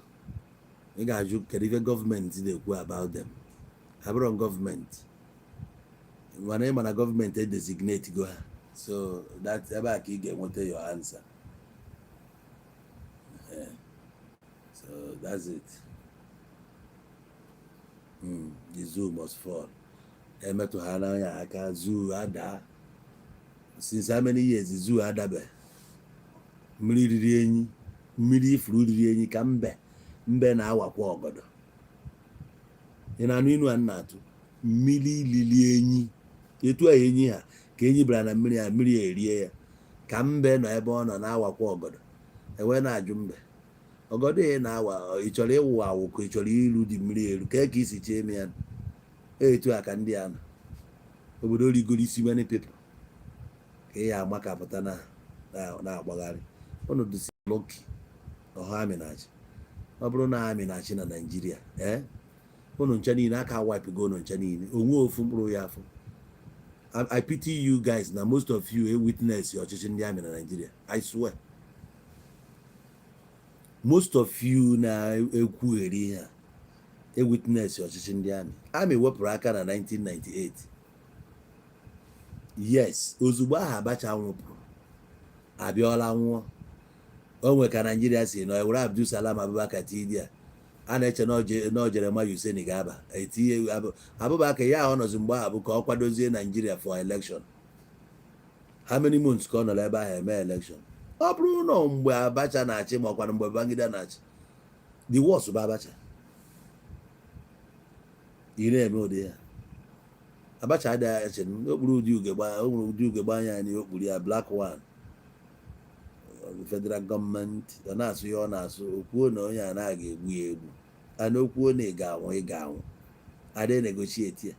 Ihe nwere bụ Supreme Military Council, ihe a na-eset up bụ junta. Iyotego anọ decree ka ha ji achị, ọ bụrụ ihe constitution. Decree ha ada eweje ọnụ ka eje negotiate mba, ọ dịghị adịrọ. Ekwuo na ya egbu onye ekpuchie ya akwa n'iru ozugbo bụrụ onye a na-apụ apụ nke a gaa na ihe anụzi kpam. Ọ bụrụ mgbe anyị na-achị na wee mapụta na ọnụ na Ụmụahịa, ọnụ na Owerri, ọnụ na Izombe, ọnụ na ebe dị efu ihe bụ amị. Ụnụ anyị witness ya amị n'ezi amị ka a na-ejezi ugwu Hausa si na agbagburu amị ịgba ka amị Nigeria dị before. Other African countries now rely on Nigerian army. Na-anụ ọgụ na Congo, Nigerian army eje dia peacekeeping ekomọgụ. Nigerian army na-eje ebe a lead finish ya bịa. Akwara ya na Liberia, Nigerian army jere. Akwara ya na Sierra Leone, Nigerian army jere. Ebe ọsọrọ ya si na Darfur, Sudan, Nigerian army je dia. Nigerian army bịakwara ana ịmana ihe a na-eme nwe n'iru. Ụmụazị a ọ na-aghọta ihe a na-ekwu. Ọ ya kpata a na-ekwu okwu ebe stop deceiving them. Chukwu kpọkwa agha ọkụ dị ya. Stop deceiving them. Unu nwere lọk maka chi unu nwere lọk. Ọ bụ na amị na-achị waziri ike wee mepe ọnụ ya mgbe ahụ wee sị na ya na-eme Biafra. Biafra nke esi n'ime ya wee pụta ọnwụ gbuchara ndị mmadụ. Ọkwa one man pụta wee na-ekwu wee sị that na Chinua Achebe na onwe ife ome ya na ala ikro na Chinua Achebe nyero Wole Soyinka na onyere ya credit ọ kwesịrị inye ya because Wole Soyinka mechara ọ na-ajụ ka avia anụmachiburu Nigeria nke n'ụdị ọgụ go on. Ọ na-ajụ ya wee sị ya ọ bụ igbuchakwa ndị Igbo n'ugwu Hausa, ha gbanatakwa be ha ebe a ịbịakwa na be ha na-egbukwe ha na ọ dịghị mma na o so n'ihe Gowon ji wee buru Wole Soyinka wee tụọ na nga. So the man was speaking for ndị Igbo. Ọkwa onye Yoruba ahụ was speaking for ndị Igbo bụ according to ife the man kwu. Mana supreme leader ya agwaghị na enwere onye ọma nọ na Yoruba kwuru anything good about ndị Igbo. Enwere propaganda majucha ahụ n'isi. You will never have time to learn ma ọkwanụ gee ihe n'ọnụ onye ọzọ. That's how useless most of you are. Perverts. Unu nwere luck, I swear. Waziri ike amapụta si na ya na-eme ife Biafra. Agbachitie nkịtị. Ọ bụrụ na mgbe Abacha na ọ bụ ọ dị ndụ mgbe Abacha na-achị. Ọ ka apụta mgbe ahụ kwuo ya. Abiola gịnị ka eji wee nwụrụ Abiola? Abiola jere declare onwe ya president. After ka annul that June 12 elections of 1993. Shoneko Onodia, Ernest Shoneko, as the interim president of Nigeria, interim head of state, Abiola ekunye na agbagharị ọbụrasi ebe Abacha abịa tọpụrụ the government take over as the president and the commander-in-chief of the armed forces of Nigerian what n'ọlụdịa onye nke ekunye jejeje declare onwe ya president agụọrịa national anthem. Abacha wee je buru ya eme ya arrest. A na-eme arrest ọ naghị akpọ CNN channel egwuregwu ebe a na-achịkasị eze journalist a na-ajụ ya nke na-achị ọchị ọ na-ekwugheri anyị dị sure na ya anata na ya amabekwa ebe ka ebuga eje na fine. Nke ahụ eburu ya 1995 ahụ June, ọ tọrọ n'ime ya nwụọ dị ya, ọ nwụrụ n'ime ya, ọ nọgide na nga ebe a ka ọ nọ tipịa. Obasanjo anụnwa ha bụ ndị ji ime kuu mgbe ahụ ha mere kuu, enwude ha nwụrụ ya n'ime gwọọ. A planụ gị igbu ndị a niile, a ga-egbu ndị anụnwa ka echi mfat Abacha nwụọ kata ya bụ lọk Obasanjo nwe. Obasanjo ị na-anya ọ ka abụgo stori ya ka abụgo akụkọ akọcha since. Ndị melụ kuu 1991 ka 1990 Gideon Ọka ka afa enwesigo ndị mee kuu debe ka akụkọ dị aṅa. Kensaro Wiwa na Ogoni 9 ebe ka ha nọ. Ọ bụ eme mgbagharị nọ na be ha ka a na-amịta mmanụ, environmental degradation, environmental pollution, ọgbagharị gbasawaba obi ndị Niger Delta na ndị otie amị Korea n'elu krokwuo mmadụ 9 ndị ọzọ anyị sentensị ya nọ by hanging, ya bụ Ogoni 9 agba onye ọbụla ihe niile aha gaa apụta mgbe Obasanjo na-achị eji gbagharị n'Odi. Obasanjo onye kọmandị ndị amị eje ebe a gbalịsicha obodo a onwe ofu ihe fọrọ na onwe ha ihe na-eku ume ebe na ofu mkpụrụ ewu anọdị agba ọkụkọ mee okokoko agba anị ya ụchịcha mapụta n'ụlọ azọgbuo ya. Ụlọ ọbụla amụghịrị ọkụ anyị wee witness cha họrọ niile a unu ebido eweghara anụnwa ụnụ na awe a na-agwa ụnụ werekwanụ nwayọọ ka ndị a hapụ ịbịa na be anyị. Today ejezi ikwesị maka ya ka ọ bụrụ maka ya ka eji wee ihe sacrifice egburu mmadụ one na be nna ya Chukwu kpọkwa agha ọkụ dị ya mgbe a na-agwa gị ịnụghị ya. Ị nechara ndị amị jee ma ndị amị aka, ihe ọbụla ikotere n'aka ndị amị ikoruo ya n'isi. Ọkwa amị ihe ọbụla ikotere ebe ndị amị nọ koruo ya n'isi, because ịhapụrụ ifocus na life gị, ịhapụrụ ifocus na ihe ya na-eme ka ụmụnne gị na-etonite funu dị focus ka ha folo gị ijebe ebe anyị ime nkwugheri.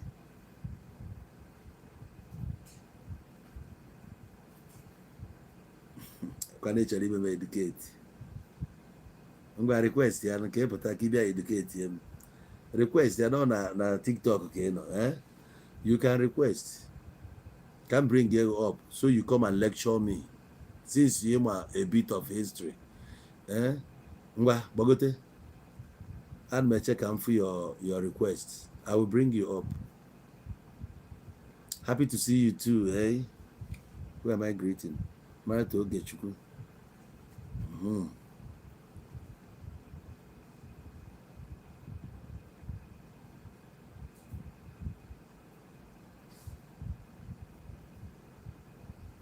AC, what about bandits? Police people were waving today. Some of our brothers have Fulani blood. Continue supporting Zoo. Abụghị Zoo abụghị Nigeria. Ndị bandit ahụ efuru abịa be nna gị ọ bụrụ na Sokoto ka efuru ha abịa ha na Abia steeti ka ọ n'Imo steeti ka efuru ha ebe ka efuru ha o nwere ihe gbasara gị ebe a. Ndị na-emere onwe ha dia biznes ka ị na-agbagharị ijire n'ugwu Awụsa a na-afụrụ ụmụnne gị ahụ n'ebe ahụ na-eke egburu oge niile eji egbu ihe niile a na-egbu na ugwu ahụ ụmụnne gị n'one ka ifugoro na-egburu. Isi adịrọ unu ncha niile mma. You are not okay. Unu ncha dị sick upstairs. Unu na-asọfa Nnamdi Kanu syndrome. I swear. Ụmụnne anyị niile anọ n'ugwu Awụsa na-eme biznes. One ka ị nụrụ na the bandits gburu ebe a. One ka ị nụrụ. Community a ha jiri ọ nwere nke bụ nke nna gị ebe a. Is it your land? Did they visit you? Ihe ekwu ya gbasara gị. Ọrụ mmadụ kpọtara ha akpọtara ebe nna gị na foto ka na-ekwu. No, please remind me, Martha Ogechukwu. Remind me, please. Somebody wants to lecture me now. Let me bring him up, okay? Martha, okay. Martha, I want to come about lecture. Hello? Hello? Good morning. Yeah, good morning. How are you? I'm fine. I'm surprised name more Jesus. Okay, now from Okija. Kapa nwanne m iche. Where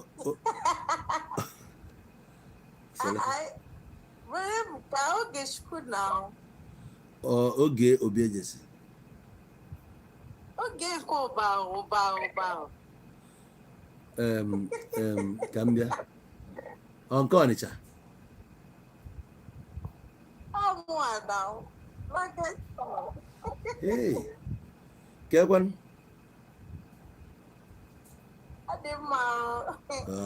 Wow. Ịma na anyị nọrụ n'ebe a, ọ bụrụ onye ọbụla ka anyị na-amasị. Cheino. I'm a follow boogie, man. I'm not you. What's this doing on life for the rest of my Thank you for showing up, eh? Thank you. Wow, it's been a while. Ife dị mma, oh. Ife dị nnọọ mma. Oh, really? Keka bind? Yes. Keka bind? Yeah. Very needy, okay. We thank God. Bye, Demma. Thank God. Nice one. Okay. I'm happy to see you. Me At too. least it has been a while. I'm happy to see you once again. Yeah. Mrs. I chat, eh? Okay. Not looking bad. They are looking good. How is everything? I can't complain. I not complain. So we are no longer complaining. We just give thanks. You don't even know. I hope you are good. Yes, I'm all right. Thank you.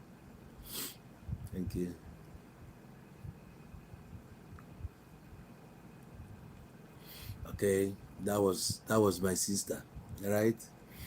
That was my sister. So I was actually looking forward to having that guy on the screen who says that there are other men who are educated too, who knows a bit of history, that they can come up and lecture me.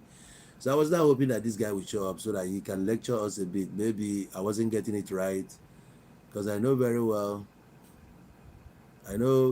well what it was like back then, during the military regime, starting from the time of Buhari.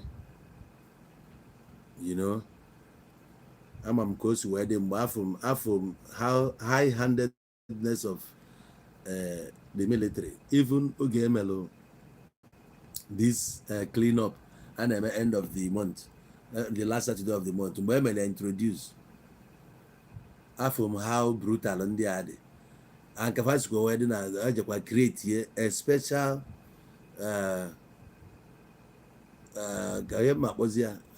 brigade. There's a war against indiscipline. Yeah, why brigade? Some of you will know. They might hear that time. Let's say 1985. Yes. From 83. Was there 84? Because Buhari actually went into office at the end of 1983, December 31st. Or December 31st, 1983, called Buhari there, or Chagari there. And we were looking forward to election, and I remember, though Chagari Nokwako take over chair second term before Buhari Abia Wapi idea. Waiting busy many things. Back Emelo 18 this austerity measure finish in Nigeria. And that Y brigade. In the Y brigade Patagodoga and my faith fasi alwall. In one put on that Saturday Mokoba 10 o'clock, a blue eburu gị ya akwụ ezigbo ụgwọ bifo pụta anaghị atọchọ gị you know even abịa si mesịa nye ndị man owo enye man owo power then na fa na participate as ịmanafa bụ a voluntary organization mana nwere ebe ọzọ akpọrọ ya paramilitary so fanwa na participate kwa in that clean up exercise then anything action mgbe Nigeria was full of action oge and Nigeria was disciplined enough. You cannot epụta n'ilo mgbe afọ ka mmadụ nwụchara mmiri tụlapụ akwụkwọ. There was no pure water there mana na ice water. Ewe waterproof white agbanye ya kechie ya tinye na fridge na-ele ya mgbe a. Ịma aṅụsị ya tụpụ. Ịma aṅụsị ice cream tụpụ. No. Every gutter dị clean. And gutters adịghị oye. A na-emechi every gutter. Gutter ọ bụla a na-eme ya mmechi. Mbosi clean up ekwughesịa the gutter. Kpochasị everywhere. Tisikwe ya back.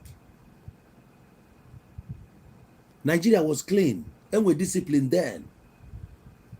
If you're late in a school, a piaga is a way Italy. You know, you're not late. Okay, I call him myself. Before 7 o'clock, I have an organ class. That's school. And we're disciplined. Or this civilian government, democracy, I believe, Nigeria. Corruption wee karịa ị ga-eji dozie obodo onye ọbụla na-ezu ya anyị na-esi ya afọ dat na anyị soje ebe ndị a na-etu esi eme ya agụụ ga-egbu anyị we all die. I was saying that the best thing I get, let's go back to status quo how we started in 1970. Let's go back and learn how our fathers did it. How did they do it? By resilience, focus, tenacity. They are not looking back. They were fighting very hard. They were able to put food on our tables. They were fighting. Very hard-working people. Today, I know going to complain. Oh, I go to Awana, Chebo, and what all. Man, I be fair, Jebe University. Who do I know all of them? It's rocky when no get money again. Most of us, Jaka, we create Sela all. I worked as on-air personality in a radio station without certificate. You need to run that certificate to be a presenter in a radio house. It's something I can do. What are you saying? You are when you not complain. Why are you complaining? When you can't complain, you should only need a certificate. All need certificate. It's a certificate you need to develop an app. You need a certificate to develop an app. If you need a bit touch of car brush or this thing towards that angle. In America today, nobody is clamoring to go to university or college. Training.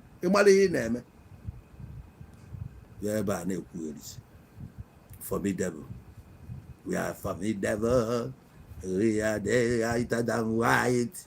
Nobody can do it. Martin Luther King is weak. It will never change anything here. Even Martin Luther King, here in our fight, can wear participation and enable blacks in America.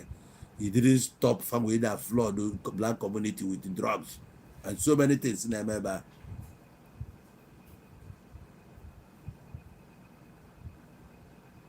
So kpọpụta ndị isi dị mma ka ha jeje represent anyị na Abuja. Esemba na ịchọ politics. Ịchọ politics. Ịpụtakwa echi na-akọgheri enye ọnụ nke who is going to fight for you there?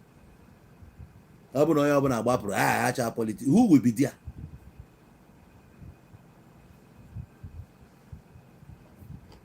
Ọgbakọbago n'anya na a na-agbakọ onye ọbụla n'anya na anya na-afụ. Ekunekwu na fight ya ala onwe go.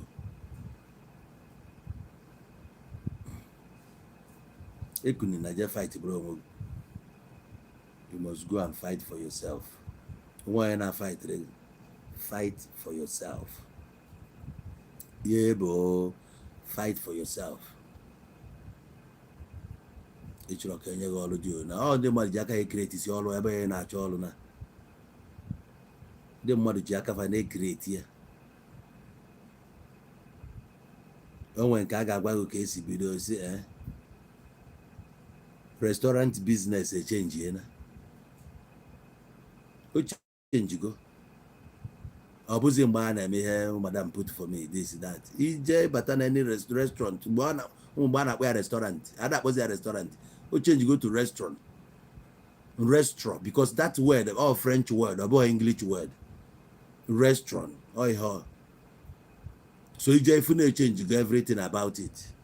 Ijiji ada anọzi ebe a na restaurant ka ya afụ ijiji ịbata na restaurant ijiji ada adịdị ya ịkwado ịrọn restaurant ịkwado ihe eji achụ ijiji dị ya ihe si na dị ya restaurant bụ fan ka ya afụ dị ya ijetego na oche red ma oche blue ijetego mana ije na restaurant ifu ezigbo oche esi ya na-eku ebe etiri nri abụ ebe a ka ya akwụ ụgwọ ijetego eti ebe a eje ebe a je kwụ ụgwọ ebe na ọrụ agbanweela ọ gị nwa eji aka gị chenji onwe ya abata onye ebe a fụgoro pakejin ọma na egwu echenjie na ehihie ọbịa rie nri ife ụdị moto na-abịa ọ bụ keke si ebe o si ojere wa paakị ọkada si ebe o si mana atire bụ nne ị na-ene onye ike o ji abịa esore gị abụ nnọọ ofu nnata dịbe abụ osiri siga mabatara gị ebe a ka restọrantị akpụ oche tinye ya akpụ madam mix eri ofe onugbu na ofe egusi inwezikwa egusi tiri ya mobile egusi ke ngwa tinyere m nwebere okro n'enyi ya o madam tiri m ya ife nchọkwa bụ kanda kpọmọ inwe kpọmọ ngwa tiri kpọmọ azụ eghere eghe nke azụ friji eghere eghe ngwa biko tra ya tinyere m ya nwobere stew mix elu m ya nwobere ọgba n'ofe na anọ ofu onye emechasị ya ego restaurant asịgo na 3,000 ma 3,500 ngwa ebi restaurant abụọ nne 3,500 etiri gị ya ị na-akwadobe 7,000 6,000 ihe dị iche restaurant bụ nke tọlụ restaurant ya na ya bụrụ ọgbọ ihe niile bụ packaging onwe ebe ị ga-eje etiri gị indomi na aba na akwa na nara gị 2,500 mgbe onwe ebe ị ga-eje rie indomi na akwa 6,000 5,000 ofu indomi akwa onwe ebe ị ga-eje bottle water 1,000 naira bottle water bụkwa hotel na restaurant bottle water 1,000 ma ije na restaurant ị ṅụọ ya 500 ije na mama put ị ṅụọ ya 300 the same water ife niile bụ packaging. Ọ bụrụ na ịma na ego iji ama emenwu ya enwe ife a na-akpọ partnership unu ga-adịnwu 4 ma 5 chịkọ ego bidia ọ na-abụrụ board of trustees business a na-arụ ọrụ na ha ya manager ha ya si ya ma supervisor na ndị otu ya ụna anọrọzie n'ụsọ ndị a na-arụ ọrụ na ya ha werezie new brain ndị nwetago etiri ya ịma na ihe na-esiri gị nne bụ chef na ọ bụrụ cook efiwe dị iche enwere cook nwee chef ha na-aba abụ ofu ihe mana ọkwa kuku anụnwa ka ọ ya bịa kpọta na ife inid bụ kwa uniform nye ya kpụ ihe okpu toro ogologo ọghọ chef ọ na-eyi apron ọ bụ nke ihe ejefu ebe a na-asụ dị nni kpọọ hit ya na-agbụ ya ọ na-atachasị dị ya a nakatakwa ehichara nke sira gịnị bra nwere akpụ ukpo ọdịba adịrọ ọ ya ka eji ama kuku na chef kuku enweghị ike ịchịkọ enwe hot pan kuku anyị emewe hot pan emechịkọ nke a kulie ya ọdịba adịrọ ma nke anyị abịa ka ekiri gị ọkụ emevu am ọdịba adịrọ so packaging imebekwa ya ndị mmadụ abịa olesi ọ na-emepe anya bụ na ndị mmadụ abịara they will come ka afọ ha na your package na-abịaba ndị mmadụ neediri ihe dị well packaged mgbe ahụ ihe a complain zi Nigeria sịrị na Nigeria strong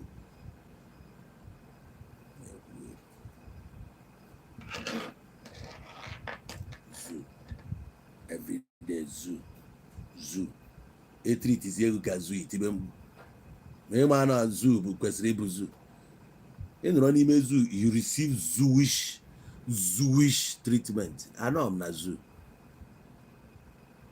yetago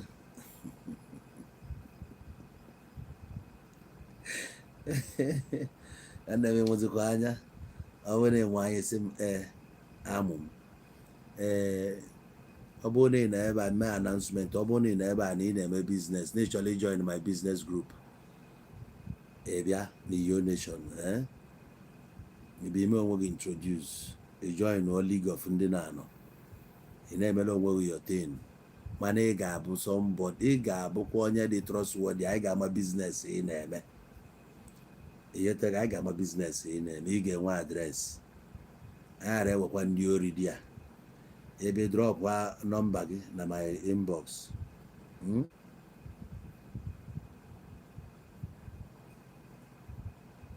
ọ bụ ibe anyị na-ekwu ofu okwu a ka m na-ekwu ọsị my brother cook can do what a chef can do anyị kwuru m ya sị na ibe ọbụla chef na-eme na cook na-eme ya kama na iwe dị iche bụ na nọọ ịkpọta cook ahụ nga ichenjie ya ebe a yi ya apron chọọ ogologo okpu tii ya ọ ghọọ chef ọ ife m kwuru ebe a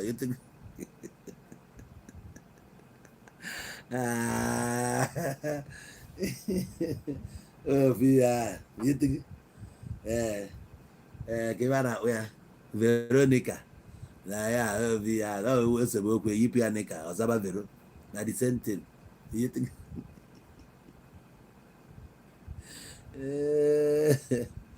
kama onye eziokwu yipụ ya nika ọzaba vero otu a ka ọ dị chef na cook ofu ya mana chef one bụ na achịrị apron white o yiri apron white mana cook anyị eyi apron white o nwere ike ofe ọgbara tasị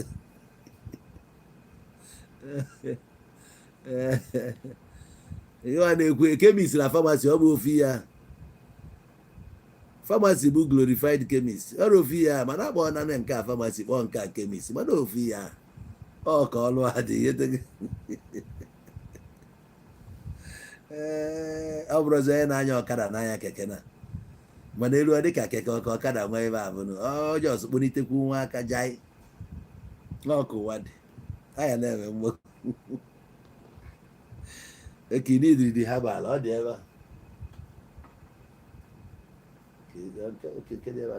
ọ dị ya ị na-idie ya eme ka mmalụ ihe edelu m ozi n'inbox onye na-idiri ọgwụ a ya mee ka mmalụ emesigo onye niile egolu m ego emesigolu mfa wee biil onwe ozi onye nke ya dị m n'aka na so ị na-idikwe ime ka mmalụ agwa nga ọ bụ na ị nwere aged person grow the ọgwụ even you need ya ọ na-alụ many things ma arthritis ma high BP ọ na-alụ ya ma ebe a na-akpọ onye na-anyụ oke mamịrị anụ ebe a na-akpọ ya diabetes ọ na-eme ya ma ulcer ọ na-akị ọnya ebe a ọ na ọlụ urinary tract infection ọ na ọlụ HIV ebe a gout ebe ọ na-alụ erika welụ dị ọgwụ ọ na-ekpochasị kpoo gị ime afọ ga-akpocha anya dị oke yetago ọkụ immune booster ọ na-eboost immune esima mpawa ọ ya bụ immune gị dị ha na well boosted ịlụba ọlụ na ị na-function ọfụma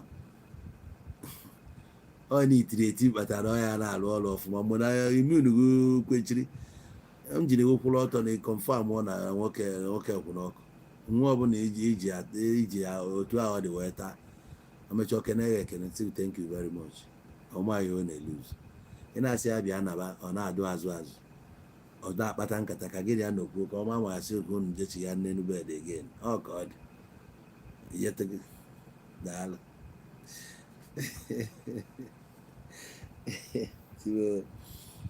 so o nwere ajụjụ ọzọ ana m achọ ka ha nga up akwa witness the war against indiscipline chichi chikito ya chikito amakwa nne na ebe chio ọmalịcha ke maka onye ọcha ke maka ọgaghị nna gị ukwu your Lord and personal savior ya na-akpụ onye nweghị Sarah na akpọ Abraham di ya onye gwa m uru nwaanyị o. Okay, onye nwe oh your Lord and your personal Savior. All right.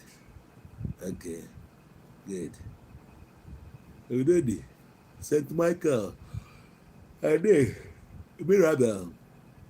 Mirabel, now what for you? All the messages I've been sending to you, you are not responding. Then I got angry and wiped everything. Why are you like that? Stop it.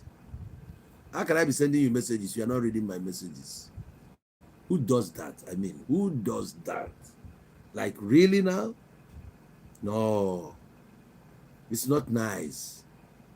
If I chat you, you chat me. If I call you, you answer. If I... Mandela say, don't call me. I will call you. I love that one. Before Mandela, hey, I enjoy the one. He said, don't me. I will call you. Hey, Landemo. So is there anybody here who has interest in joining my business group? I'm not saying a chatting group, not a pleasure group, not a pussy group, business group. So you can come there and we can help you and advertise your business on Facebook. We can help you and market it. Even in that group, whatever in there, non you're interested, you see people you can transact with, you see people you can merge with, I mean, align with to, even if you want to go into importation, anything you want to do, you see people you can do business with. Your Nations Mall, you can come to that mall and do your thing. It's a mall. Okay, I created the mall. So it's a business platform, it's a business forum where you can meet people and do business with them. That's why I'm saying that you have to be trustworthy. You need to trust yourself before coming there. We need to know what you're doing. You need to give us your address where we can find you so that you don't run away with people's money. Yeah, that's it. I don't want to drag you. Just come and do your thing genuinely. You want me to post your business? I am set for it. I will post your business so that people can buy from you. Post your number there. Anytime they call you, you answer. Do your business. That is me. I believe in transactions because the only thing I know that means balanced diet is credit alert. Once you start receiving credit alert now, the diet is balanced already. You can never go hungry again and you will never go sick. I'm telling you.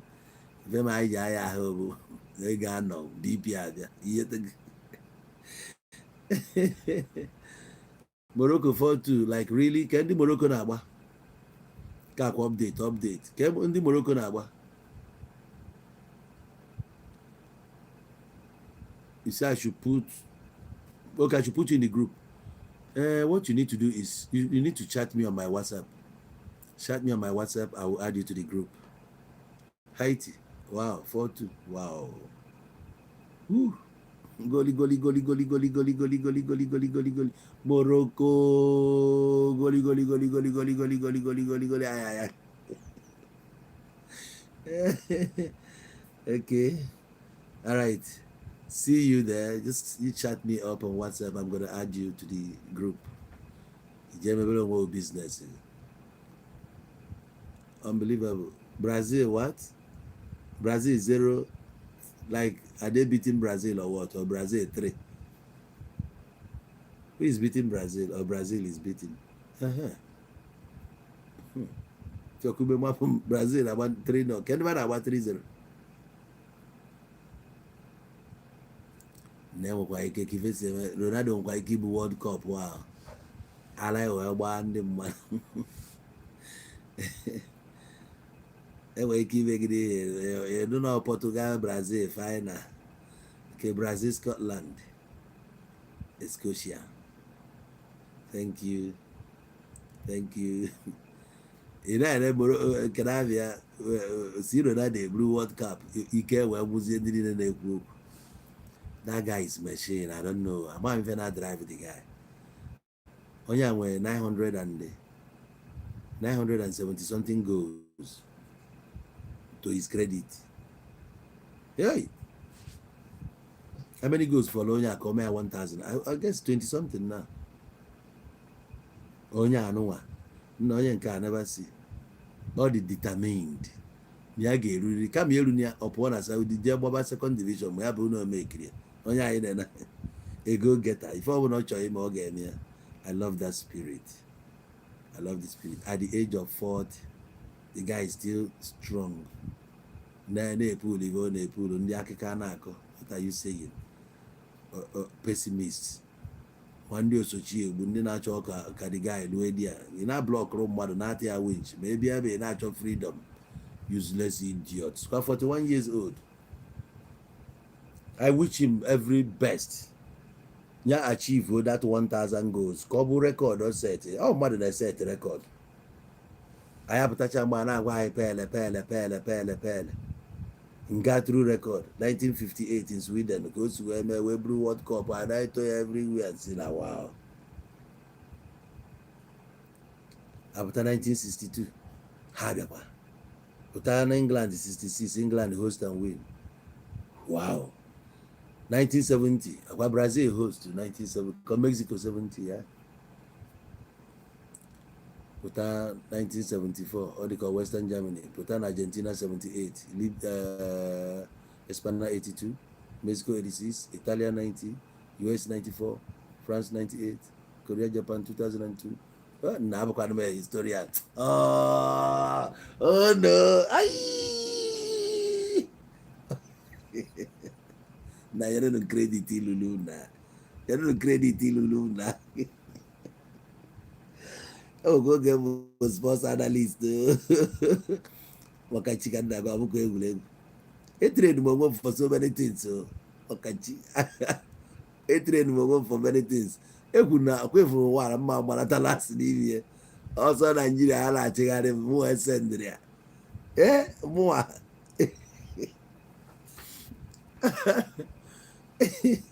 Egwu na ụwa anyị agba m 5-0. Si onye emeni ya. Maka ị na nsi na poor background ka m meji wee je nwụfuo like that. I must join them. Ndị nna ha na-egochiri ya ka nna m ego alụ mbeta innocent. Anụ m ekene Chukwu ka m nwodorere nna enwe agbara ya nọ na-ekwugheri. Thank you guys. Thank you. Ọfọ ka m chọọ ka anyị gọọ ejie na ka Chineke nyela anyị aka n'ebe anyị na-eme. Ndị niile ji obi fa na-agba mbọ, ndị niile mma na fa gbaba mbọ na Chineke enyelụ fa aka. Ka Chineke nyelụ na anyị aka n'ofu n'ofu. Ndị si n'ori ka fa ga na-ezu ga-enu zube anyị ya agọlụ n'ọfọ ọjọọ mana ofu ibe anyị ma bụ ife onye na-achọ ka ọ ga-afụ. Onye na-ezu ohi ị na-ezuzuru jebe ụbọchị aka jide ife efu ewalụ. Isi na ihe ọjọọ ka ị ga na-eme maka na mụ na gị dị na mma ka nkwado gị niile na-eme ihe ọjọọ a ga-eme ya maka na nkwado gị oke ihe ọjọọ abata n'oge elu m aka. Ibe m kwuo bụ ka fara bụ ndị na-achọ ihe ọma lue ha aka. Ọ chọrọ njọ ga-afụ njọ. Ụmụnna ụbọchị njọ ọkwụ ama apụkwa anyị n'ama. Ụbọchị agụụ na-agụ okporo ụzọ anyị afụ anyị ọbara anyị ama atasa naanị. Anyị ga na-eje anyị ga na-anata na asị na-eje a na-abụ isi ije. Chineke ị ga-enyere anyị aka nye anyị akọ na uche pụrụ iche. Anyị adayọghị ego maka na ọ bụrụ gị kelee ego. Ife anyị na-ayọ bụ akọ na uche. Inye anyị akọ inye anyị uche ka anyị wee na-eche ihe ọma na ihe ọbụla abata n'isi anyị na anyị ga-adigest ya ọfụma na-akọ ọ bụ ihe a na-ekwu. Nyere adịghị ike anyị aka. Anyị ga na-eje anyị ga na-anata ihe ọma ka anyị ga na-eju dịka anyị nọ n'anyasị a ga-ebulu okwu anyị na-ekwu wee bugala ụtụtụ n'oge ji arụ ike wee waala anyị ọjị ka anyị na-agọ n'isi anyị ka anyị na-agọ n'isi ezinụlọ anyị. Ndụ nka ndụ nwoke ndụ nwaanyị ndụ mmiri ndụ azụ mmiri ata na ma azụ anwụrụ. Onye kpọba ya lee onye chobe ya lee ngozi ga-adịrị ka fara bụ ndị na-agba mbọ ka ha bụrụ mmadụ. Ebe niile anyị na-alụ ọrụ dị iche iche ndị na-alụ n'ụlọ ọgwụ ndị na-alụ n'ụlọ akwụkwọ ndị na-alụ na kọmpanị ebe ọbụla anyị na-alụ ọrụ wee na-achọta ife anyị na-eri o nwere ife ọjọọ ga-eme anyị ebe a. Ekwu okwu retrenching ọ bụrụ anyị nwa ka a na-ekwu n'okwu ya. A na-achọ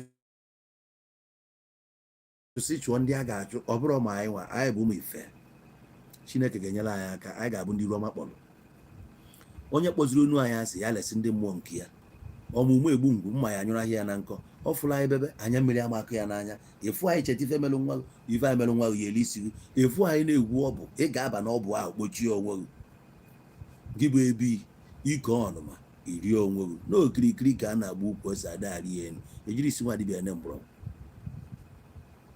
anyị ga-azụ ka afịa mana anyị ama ana ka afịa icheku nọ n'ụlọ mana ugbene ya na-azụ n'afịa etu a ka anyị ga-adị ije anyị ga-abụ ije mmiri ọma bụ ije nkụ maka nkụ gwụ n'ọfịa ụkwụ apụọ n'ọfịa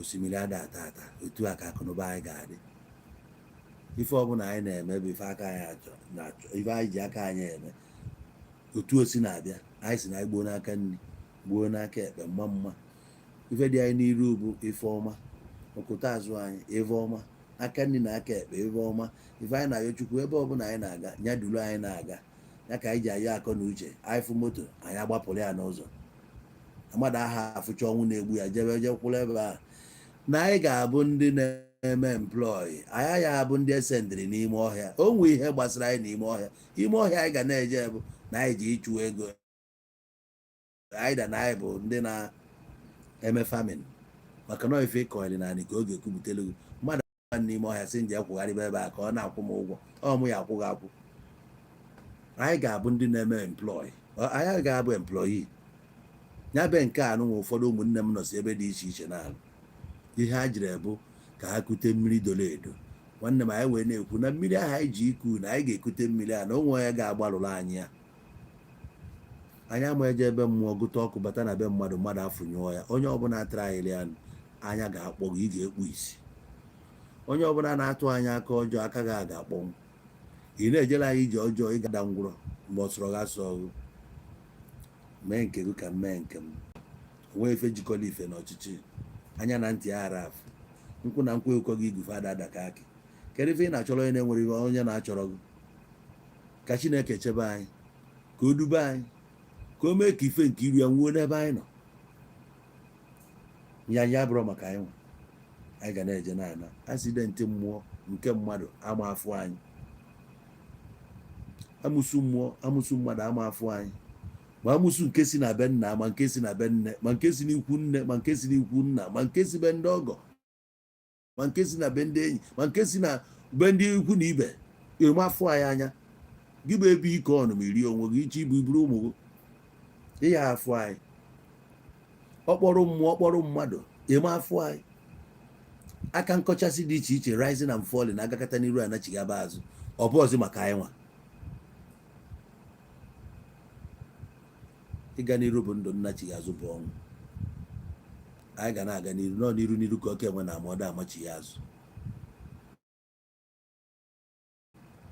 ọ ga-adịrị na anyị na mma ma nwoke ma nwaanyị merụ m n'anya si ya ihe ọmụ ị ga-emelụ mbụ ịtụsalụ m nya vidiyo na onwe ife ọ ga-ewepụ gị n'arụ ma dịka ị na-aga n'iru na-atụsalụ m dis vidiyo na-egosi anyị lọv na Chineke ga-akọ n'ugbo gị ọ ga na-agaziri gị ọ ka mgbe inye enye karịa ịnara na kabara bụ ndị na-enye enye Chineke ga na-agba gị ume na-asụkwalụ gị ụzọ na-abanyere gị aja n'ukwu na-abanyere gị na-awụere gị nzu n'ọgwụ ife ị na-eme ọ ga na-aga ka Chineke dube anyị ka ọ chebe anyị na echi ga-abụ echi ọma n'ime ndụ anyị niile anyị ga-ala ahụ tetakwa nke ọma anyị ga-esi n'ụlọ fele ọnwụ anya ọkụkọ na-eche akwụ ya dụ ka anya Chineke esi wee na-eche anyị ga-akpa mana anyị ga-ana ije anyị ga-agba ka nkwụ anyị ama agba ka ngwọ etu a ngọrọfa otu a ka ọ emezu n'isi anyị nche niile n'otu n'otu ma ndị na-ebe a ma ndị na-anọrị ya bụ ndị ihe ọma na-adị mma otu a ka ọ ga-emezu n'isi anyị na Eke na Orie na Afọ na Nkwọ n'afịa na-anọ ụbọchị na-anọ ọ bụkwa gị etu anyị si gaa ọfa lekwa anyị na Chukwu lekwa anyị na Nio dawe Igbo eze ụmụ iyo oribili dọla emezigbo o mezuela ekene dịrị Chukwu Ifeọma ewo Ifeọma onye ji ekwe ọmalịcha hai anyị ji mma wee egwu egwu ka ife na-emezi nwanne m ekene gị right choice smart Sydney osisi na-amị ego osisi na-amị ego Aliyu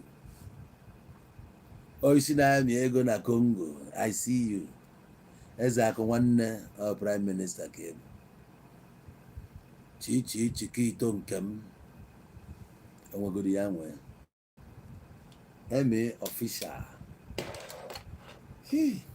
okekwa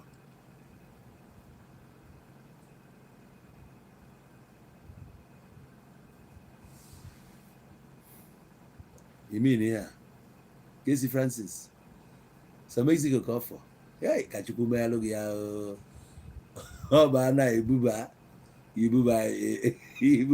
emetiri fada ihe na buutu ị ga-ewin game a don't worry ị ga-ewin ke ndị Mexico na-agba Mexico mere South na ke ndị ha na-agba ọzọ anadịkọ their last group match abi Hester nwanne m na ọgbakọ obere ihe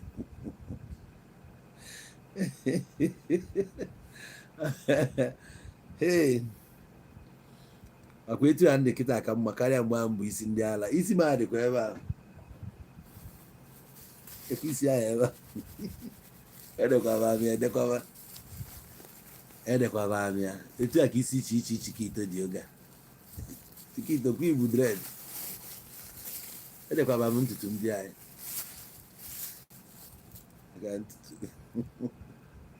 ka pure human hair gbasị nke a tolitekwukwe kịta enjoy nọ ya gbasị mpụtazi ya bụrụ Babylon style okay Mexico shek na Chukwu ya eme ka Mexico merie ka irie ya game igetego alright ngwanụ ka ọ dị n'echi thank you good night